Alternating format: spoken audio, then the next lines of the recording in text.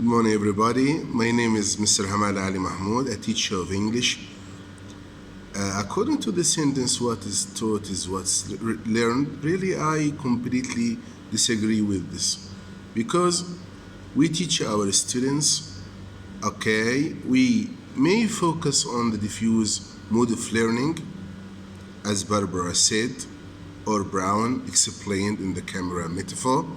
So they may be taught, but really how can I know that they have learned? And this gives us an important thinking tendency towards learning and acquisition. Learning is considered the information, the ideas the students have learned. This moves to acquisition when students really use this language outside or inside the classroom. We allow our students to use the language they have learned. We may organize some trips, or we may provide some imaginary situation, like if you are in a restaurant, how can you ask for example, okay? Or suppose that you are in the airport, how can you do the chicken process? This allows the students to use the language they have learned. So we have two modes of learning, as Barbara already said. We have the diffuse mode of learning and the focused mode of learning. We move from the focused mode, the learning of vocabulary, the learning of some grammatical items, okay, or the wide range of vocabulary, to a meaningful practice. When we start to put our students into a situation that they practice the language they have learned, then we have succeeded to make our students a good user of the language. But when you say what is taught is what is learned, how can I measure this? Because we as teachers in the process of teaching, when we put an objective, we should measure it. How can we measure that students have learned the items taught? When they practice it. Okay, so practice makes perfect. Practice is like basketball.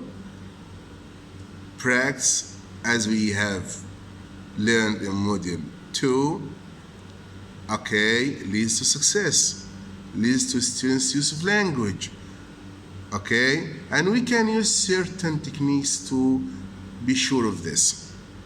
Okay, when in the focus mode, we can use spaced repetition, whether it's mechanical, okay, or computerized. And in the diffuse mode, we can allow our students to practice and use their critical thinking when they integrate or connect to unrelated ideas. Like, what is the relationship between a camera and a language and basketball? All of these ideas can be joined together to form a good or new idea. And this is our role as teachers, to make our students practice and bring new ideas and make connections between things. And when we do this, we are going towards the higher thinking or levels of Bloom's taxonomy. Synthesizing, okay, or creating ideas. And when we apply critical thinking inside our classrooms or outside it, we move to the highest point. We are going toward the peak of the pyramid of the taxonomy, which is evaluation. What do you think of? What's your opinion about? If you are in the place of the responsible, how can you do this or that? All of these participates in creating a critical student, a very good and positive environment. Thank you for giving me the time to participate in this. Thank you. Have a nice day.